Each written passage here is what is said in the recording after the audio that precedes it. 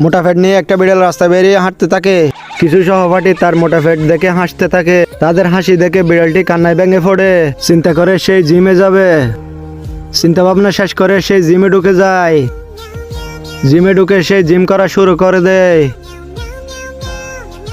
তার বুড়ি কমানোর জন্য প্রচুর পরিমাণে সে রানিং করে।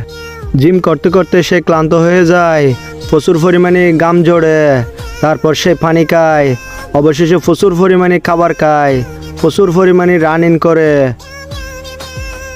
বডি বানানোর জন্য সে যে পরিমাণ সংগ্রাম করতেছে, বিড়ালটি কি আসলে তার পরিশ্রমের সুফল পাবে?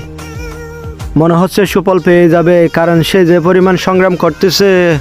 কারণ আমরা জানি পরিশ্রম সফলতার চাবিকাঠি। অবশেষে তার বডির মাসেলগুলো অনেক বড় হয়ে গেছে। বিড়ালটি তো মহা খুশি তার বডির মাসেলগুলো বড় করতে পেরে।